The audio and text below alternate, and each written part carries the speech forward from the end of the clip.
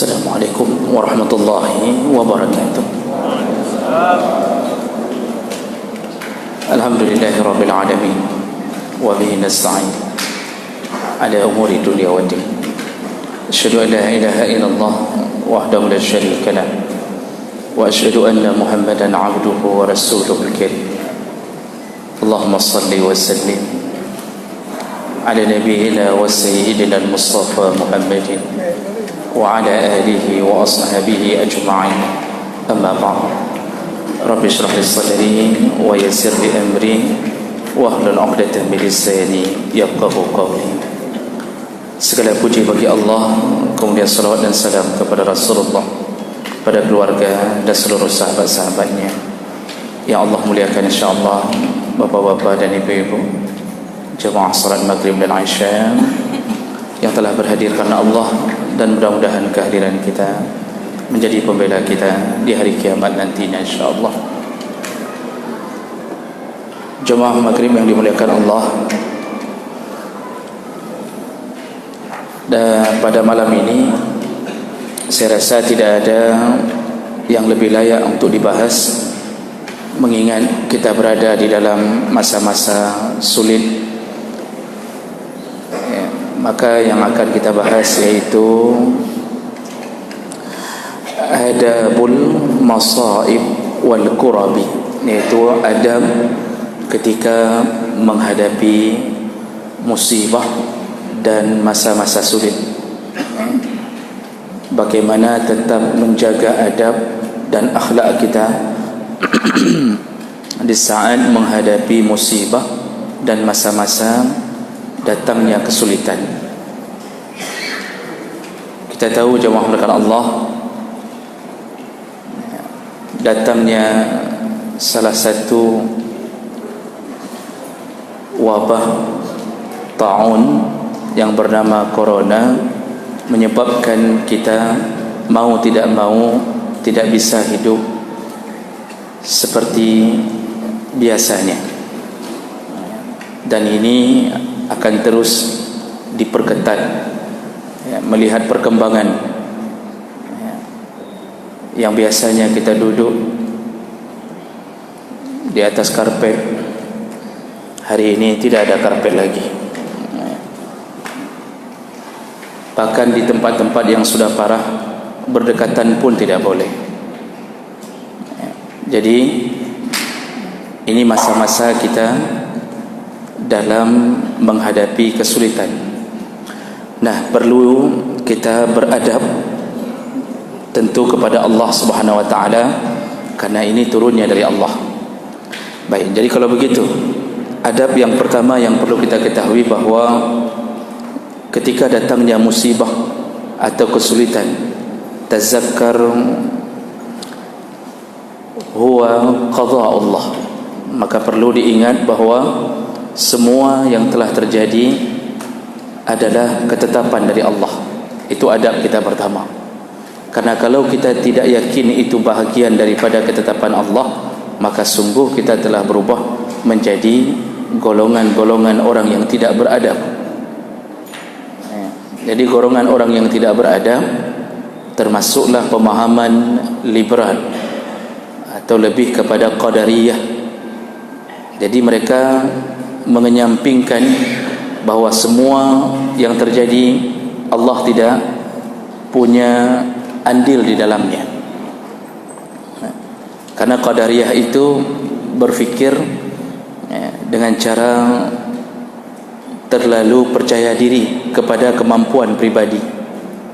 Itu sifat daripada golongan qadariyah. Jadi begitu datangnya wabah ini, Allah tidak ada di dalam pikiran mereka. Yang ada ini terjadi karena makan kelelawar atau kelelawar makan dia, begitu-begitu. Jadi dia fikirkan dengan logikanya, ini terjadi karena begini, ini terjadi karena ini. Tidak ada sedikit pun melibatkan Allah di dalamnya. Ini orang yang masuk golongan ini tidak beradab kepada Allah. Kita dari golongan Ahlus Sunnah wal Jamaah perlu yakin, dan itu adab kita yang paling tinggi, bahawa musibah ini datangnya dari Allah. Tidak ada sesuatu pun yang terjadi di muka bumi ini lepas daripada kerja Allah. Tidak ada. Bahkan satu daun yang jatuh min syajaratin, kata Allah, satu warakah jatuh dari pohon, itu karena izin Allah Subhanahu wa taala. Satu tetes hujan jatuh di kota kita, itu karena izin Allah Subhanahu wa taala. Maka wabah ini datang karena izin Allah Subhanahu wa taala. Nanti pertanyaan berikutnya, kenapa Allah mengizinkan? Jadi itu dulu yang perlu diyakini. Ini adab kita, akidah kita. Allah Subhanahu wa taala menciptakan makhluknya yang pertama adalah Al-Qalam, kata Nabi. Jadi yang pertama sekali diciptakan oleh Allah Al-Qalam, pena kalau bahasa kita. Nah kemudian Allah berkata kepada pena, uktub, tulislah. Lalu pena bertanya kepada Allah, qalam bertanya kepada Allah, apa yang aku harus tulis ya Allah? Apa jawab Allah? Tulis semua ketetapan atas makhluk-makhlukku semuanya. Mulailah pena bekerja, dan tulisan itu adalah skenario Allah tertulis di Lauhul Mahfuz. Makanya dalam hadis riwayat Muslim disebutkan, kataballahu maqadir al-khalaiq, Allah telah mencatat semua ketetapan terhadap makhluknya qabla an yukhlaqas samawati wal ard bi 50,000 sanah, 50,000 tahun sebelum dicipta langit dan bumi. Itu sudah ada skenario Allah. 50,000 tahun sebelum dicipta langit dan bumi. Itu dalam skenario Allah. Kalau dalam pembuatan filem, sebelum dibuat filem, itu ada skrip atau manuskrip. Jangan tanya kenapa saya tahu. Karena nanti ada ustaz kau entrepreneur. Orang bisa membaca tentunya. Ada manuskrip, itu dari awal sudah tahu anak mudanya akan mati atau tidak, akan terjadi happy ending atau sad ending. Itu semua sudah diatur oleh produser dari awal. Nah kemudian ini disebut dengan qadha, skenario Allah, qadha Allah. Yang menjalankan skenario ini siapa? Sutradara. Mulailah sutradara bekerja, bahwa begini, nanti kalau ada kesalahan, nah kemudian kesalahannya diperbaiki. Oh kalau terjerumus salahnya para artis nggak bisa diperbaiki, dipecat.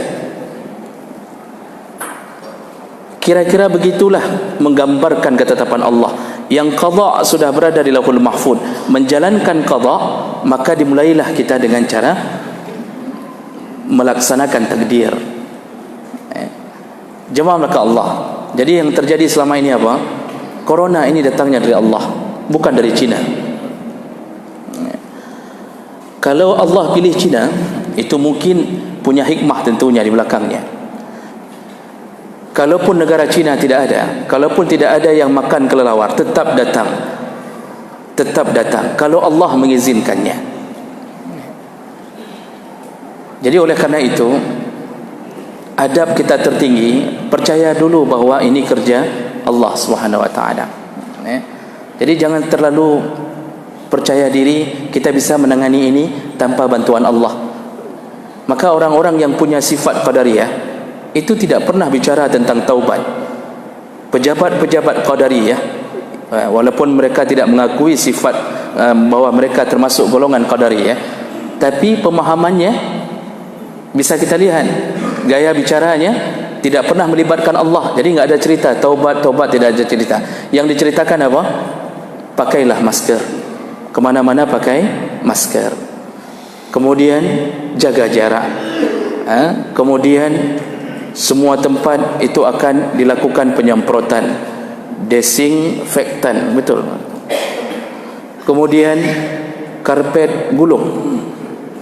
Kemudian tikar gulung. Untung tidak disuruh gulung tikar. Jadi enggak pernah ada bahasa taubatlah. Tidak ada satu surat pun dari pejabat taubatlah. Ini telah datang dari Allah, kita wajib taubat, tidak ada. Jadi semuanya berusaha untuk mendapatkan obat melalui vaksin. Buat vaksin apa, begini, antibody, macam-macam. Inilah mereka. Jemaah mereka Allah Subhanahu Wa Taala. Jadi ini dulu yang menjadi adab pertama kita, bahawa apapun yang terjadi itu datangnya dari Allah. Dan ini namanya musibah. Bedakan antara musibah dengan bala. Kalau dalam Al-Quran itu jelas kalimat-kalimat Allah membedakan antara musibah dan bala. Kalau kita, tentunya kita campur-campur, tiga-tiga bala, tiga-tiga musibah. Tanya oleh orang, nyo bala apa musibah? Oh, pokoknya bala dengan musibah sama. Bala dan musibah itu punya perbedaan. Lihat kalimah-kalimah Allah dalam Al-Quran. Kalau musibah Allah berikan, itu ada unsur kerja manusia di dalamnya.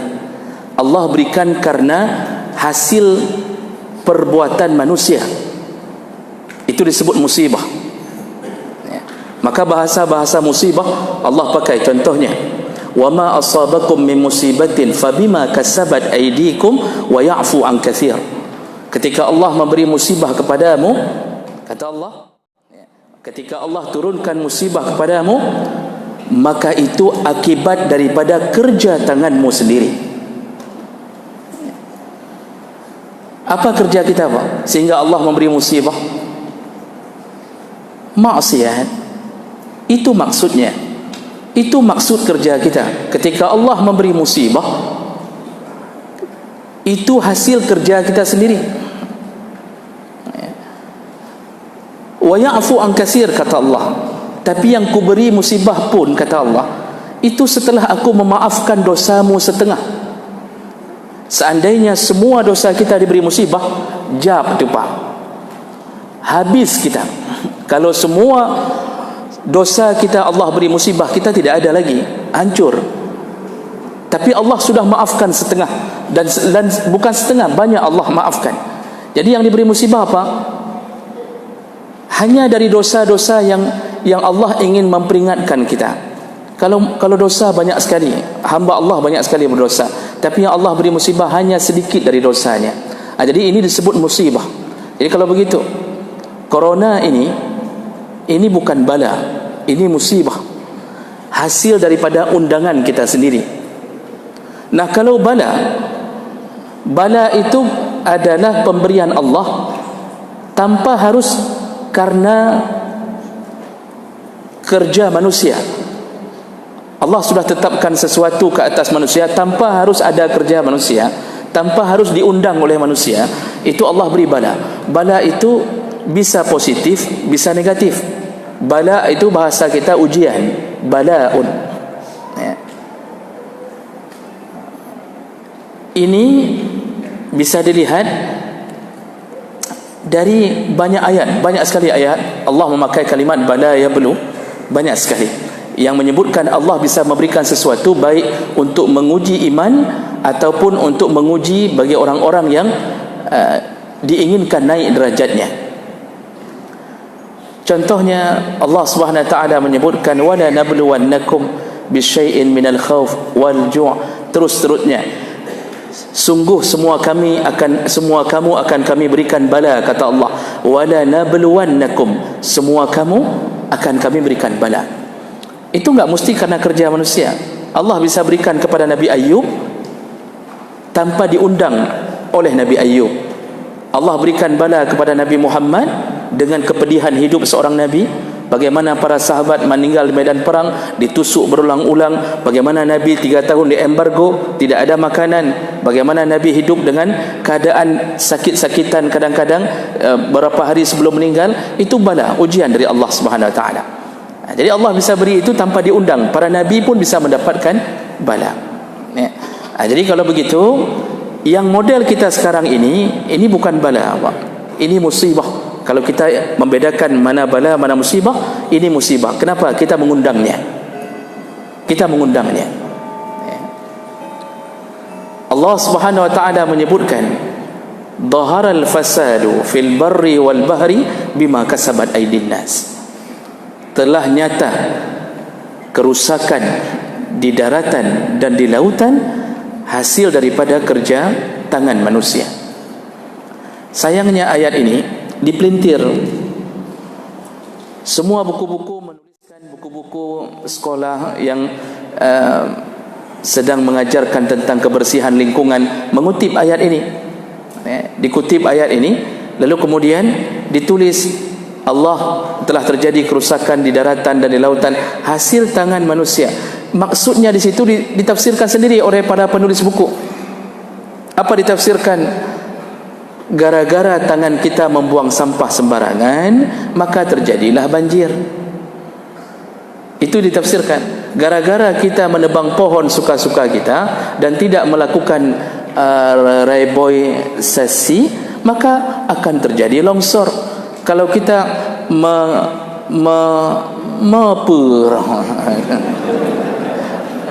sungai yang di samping sungai, kalau kita apa istilahnya, kita gali itu terusan, tidak kita jaga, maka akan terjadi erosi, kita harus melakukan abrasi. Pokoknya yang sisi mandum lengkap. Itu menerjemahkan ayat itu. Maka bodohlah semua generasi umat Islam hari ini. Asal ada masalah, bicaranya gara-gara kerja tangan manusia.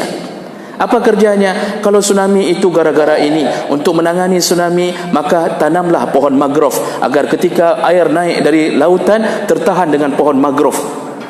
Buatlah mercusuar di tengah lautan. Sebelum tsunami, bunyikanlah sirine agar orang sempat berlari. Macam model.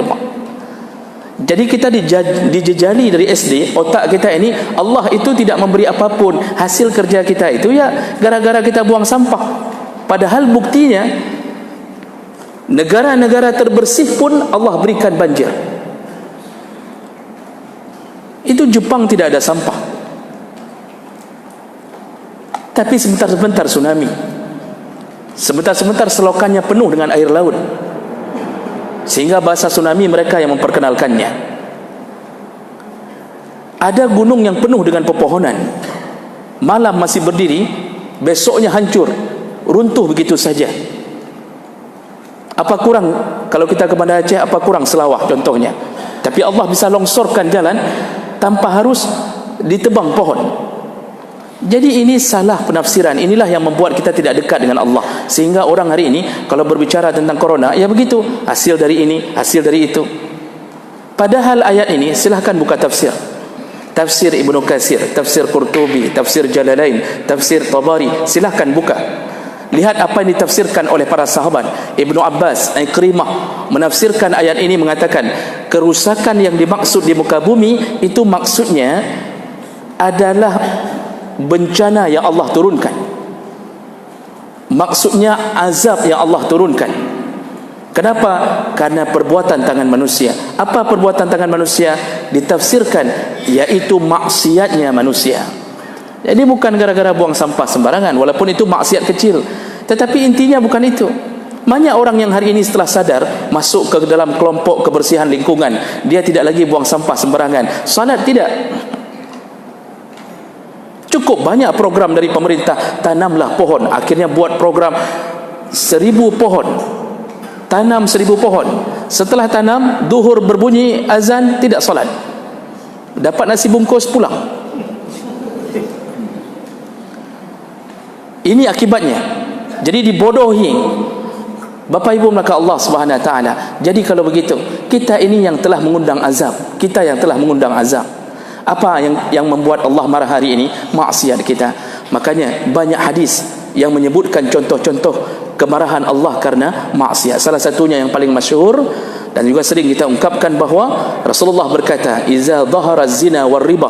Kalau sudah merajalelanya zina dan riba, faqad ahallu anfusahum bi'azabillah. Mereka telah mengundang azab Allah kepada mereka. Mereka halalkan diri mereka untuk diundang azab Allah kepada mereka. Allah katakan, Nabi mengatakan apa? Kalau sudah merajalelanya zina dan riba. Ini penyakit akhir zaman, Pak. Zina, subhanallah. Di jalan-jalan subhanallah zina. Tidak ada yang berani menahannya. Digerham pun tidak berani, Pak. Menggerham saja tidak berani. Kami selaku orang yang bicara di depan bapak-bapak, kalau berhenti di lampu merah, di samping ada orang pacaran, untuk menggerham saja harus mikir dulu. Kenapa? Hak asasi manusia. Kalau kita tampar, kita yang masuk penjara. Kalau bapaknya punya jabatan, makin bermasalah. Merajalela zina. Lihat anak-anak SMA pulang dari sekolahnya, lihat berapa yang membonceng anak orang lain. SMP Masya Allah sudah punya pacar. Jemaah melaka Allah Subhanahu Wa Taala, merajalelanya zina, dan tidak ada yang mencegahnya. Tidak ada yang mencegah. Tidak ada razia. Yang ada razia STNK dengan SIM. Tidak ada razia surat nikah. Siapapun yang pejabat di sini, kalau ingin hancurnya wabah ini tidak kembali lagi, maka salah satunya hancurkan zina. Saya rasa 3 kali dibuat razia surat nikah, itu sudah cukup menjadi pelajaran bagi yang lain. Ini tidak ada. Kalau riba jangan ditanya lagi, Pak. Kalau riba jangan ditanya lagi. Ini legal, rentenir yang dilegalkan, ya, berada di bawah naungan undang-undang. Jadi dilegalkan, perbankan konvensional dilegalkan. Belum lagi muncul rentenir. Itu sebentar-sebentar masuk dalam HP, Pak. Anda butuh uang?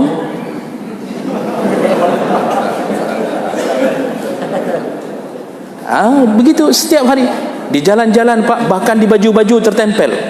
Ada orang-orang yang jalan di Lok Semoyo di bajunya tertempel. Anda butuh uang? Temui kami.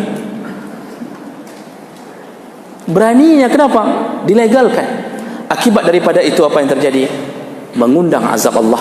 Maka jemaah melakukan Allah, adab pertama kita harus tahu bahawa ini kesalahan kita. Maka bersambung dengan adab berikutnya, jangan suudzan kepada Allah.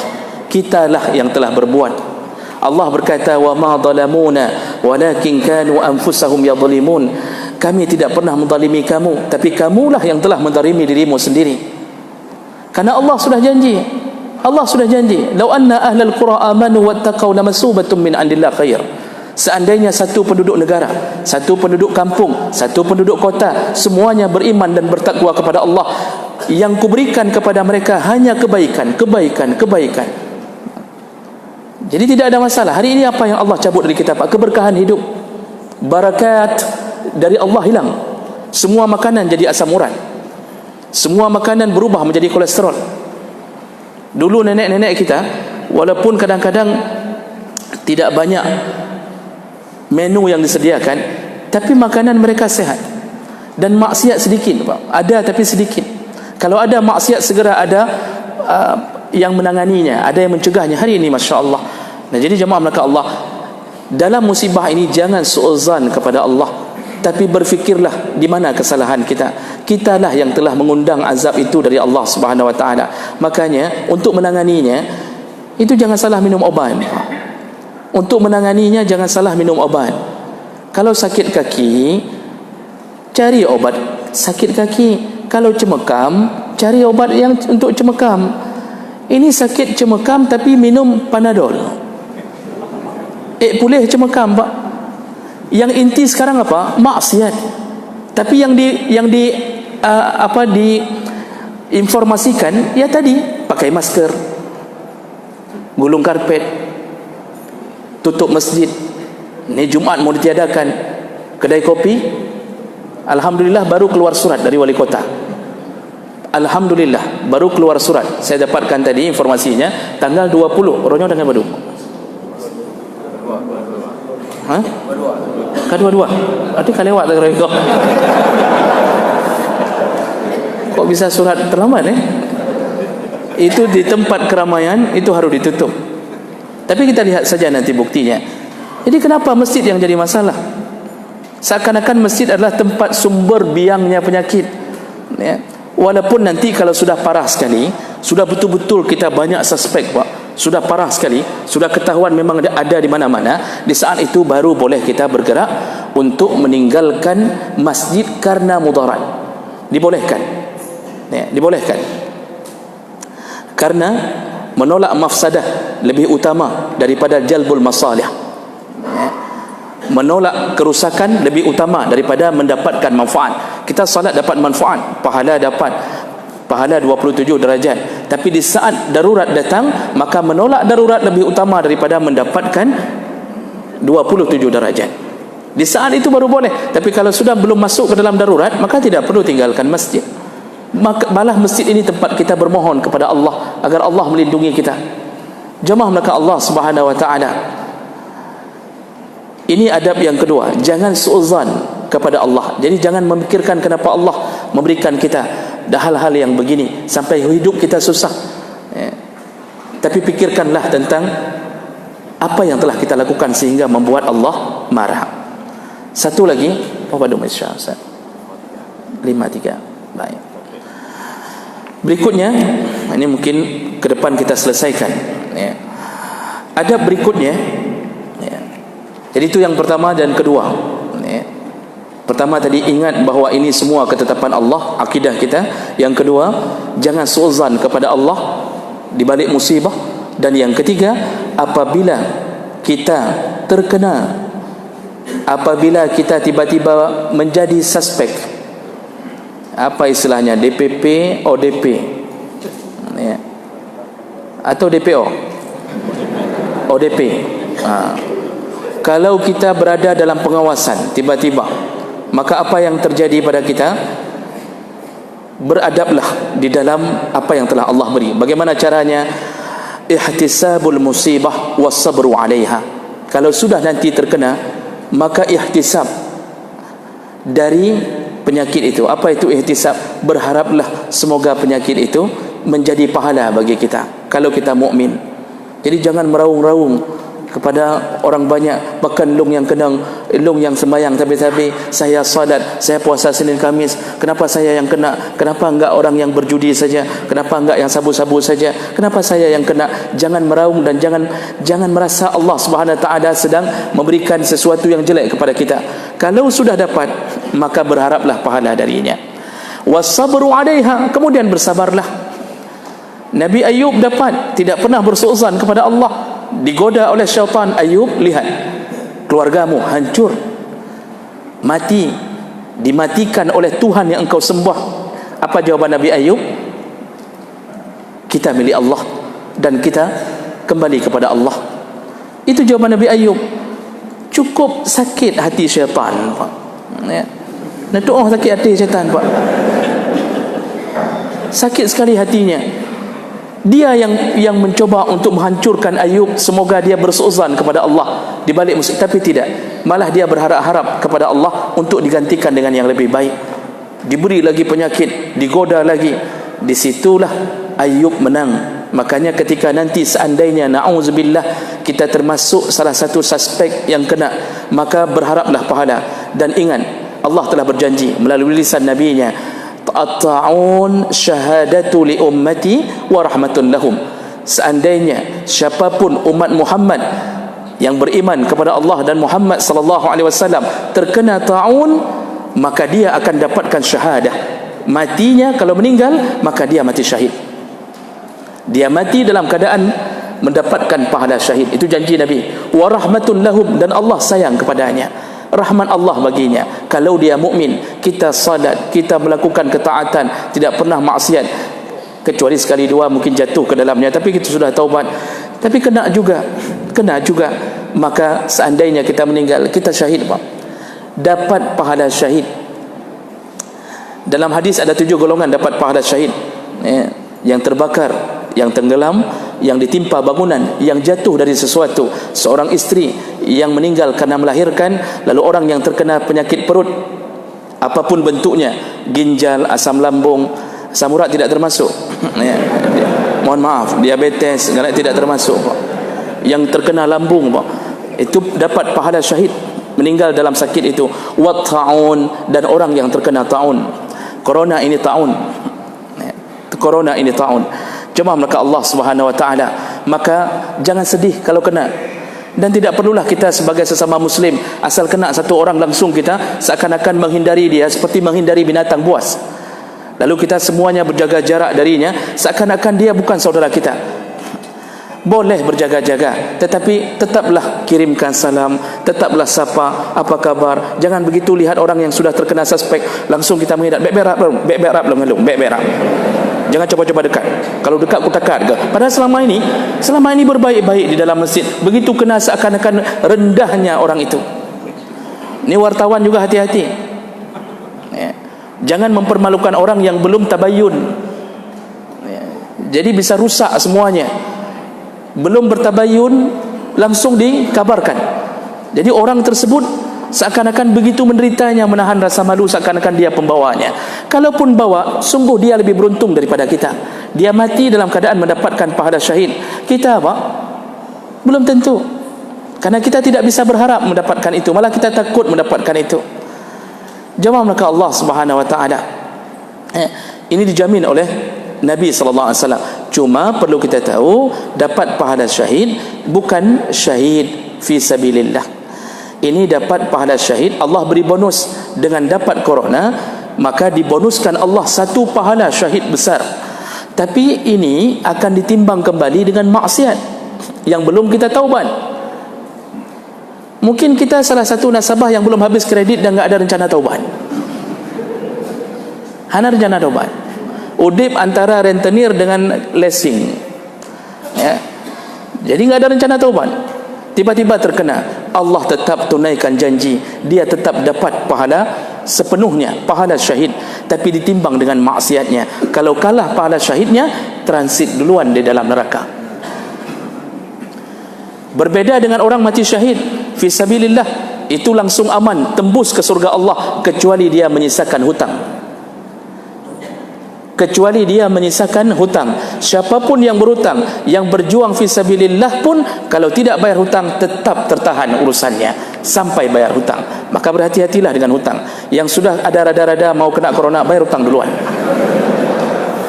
biar aman menghadap Allah Subhanahu wa taala.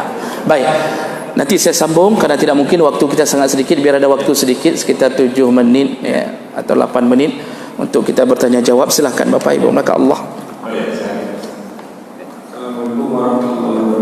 Waalaikumsalam. Jadi saya ada lihat video WhatsApp kawan di kampung itu bawa obor sambil membaca ayat-ayat Al-Quran, kemudian tidak bisa. Apakah ada pandangan Islam seperti itu kan sebanyak berhutang? Terima kasih. Assalamualaikum warahmatullahi wabarakatuh. Waalaikumsalam warahmatullahi wabarakatuh. Satu lagi mungkin Ustaz? Satu lagi mungkin yang sedang jawab, berhubung waktunya ada lagi yang sedang jawab. Yang pertama tadi adalah kelalaian bagi aku. Assalamualaikum warahmatullahi wabarakatuh. Ustaz yang dirahmati, menyimak masa barusan pilihan kita sekarang menjadi ini dan tepat pada akibat yang pertanyaannya, siapa yang berkewajiban yang akan menjalankan baik? Terima kasih.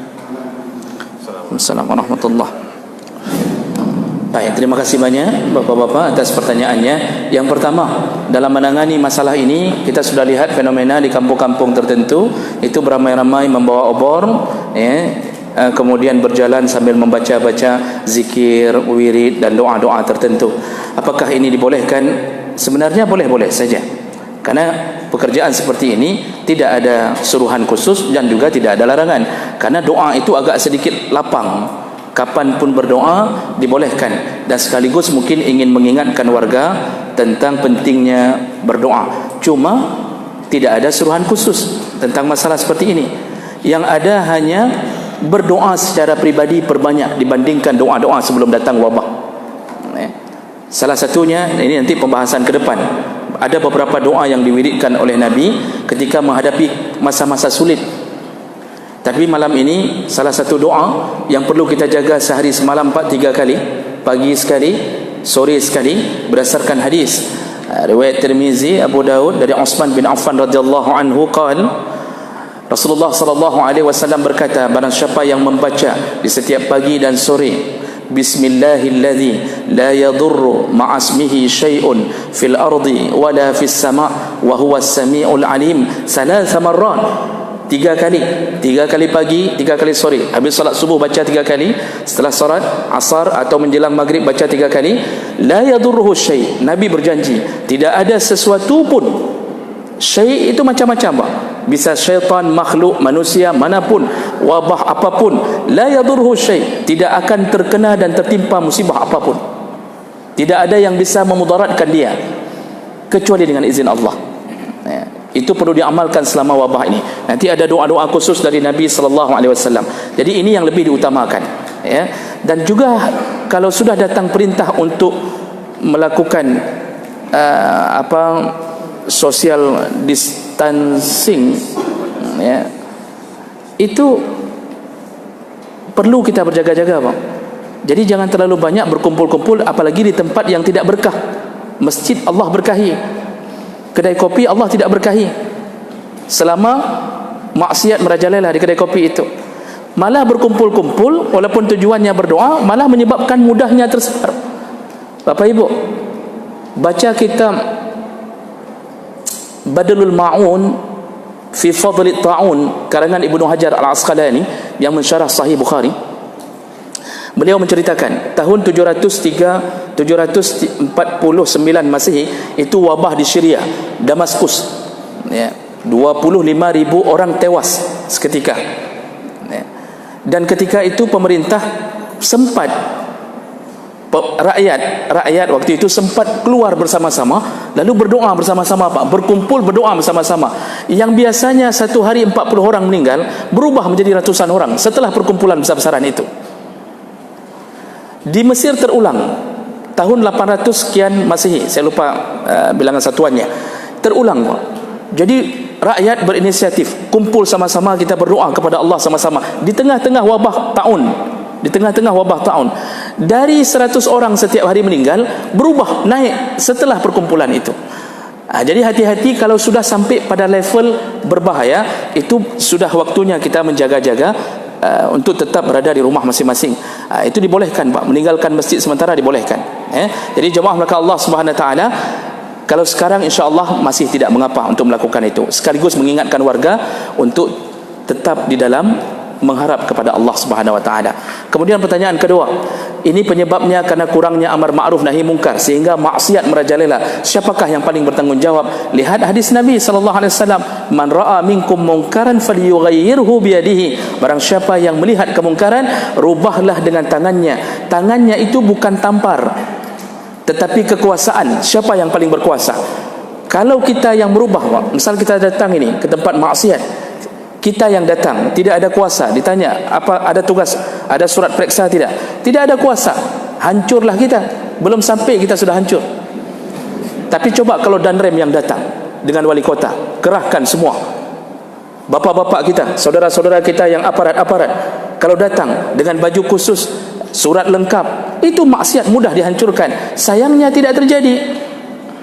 Ini yang perlu dilakukan sebenarnya, tutup semua itu. Maksiat di tepi waduk tutup, ya. Sementara maksiat di kedai kopi asal solat tutup, baru musibah bisa hilang. Ini kita tadi saya katakan salah je uban, Pak. Penyakitnya pada maksiat, minumannya lain yang kita kasih, obatnya lain, tidak akan pernah hilang. Kalau Allah terus, kalaupun Allah hilangkan corona, Allah ganti dengan yang lain. Mungkin tahun depan berubah jadi Corolla. Tidak akan pernah tuntas, Pak. Selama akar masalah tidak dicabut, maka perlu amar ma'ruf nahi mungkar. Jadi yang paling berkuasa siapa? Pemimpin.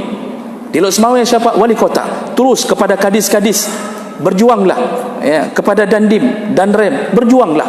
Kepada Kapolres, berjuanglah. Kalau untuk ingin menghabiskan ke akarnya, tuntaskan maksiat. Cuma itu yang bisa kita lakukan, Bapak Ibu. Kalau tidak percaya, lanjutkan maksiat, Allah ganti dengan musibah yang lain. Kalau itu sudah tidak ada, tangan tidak berkuasa lagi, maka fabilisanihi, kata Rasulullah, rubahlah maksiat dengan lisanmu, dengan lisanmu. Ini silah kamilah yang bisa berjuang. Artinya katakan dari satu mimbar ke mimbar lain, bapak-bapak berjuang di tempat-tempat yang bapak bisa berkuasa. Tidak mampu juga, maka fabiqalbihi wazalika adhaful himan, hanya cukup bertahan untuk tidak terjerumus ke dalam maksiat tersebut, dan itu sudah masuk kepada level selemah-lemahnya iman. InsyaAllah mudah-mudahan para pemimpin kita bisa bergerak kali ini, dan semoga yang hadir Allah Subhanahu Wa Taala telah catatkan pahala untuknya, dan semoga Allah Subhanahu Wa Taala mengumpulkan kita kembali di dalam surganya. Amin ya rabbal alamin. Subhanakallahumma bihamdik, asyhadu an la ilaha illa anta, astaghfiruka wa atubu ilaik. Wassalamu alaikum warahmatullahi wabarakatuh.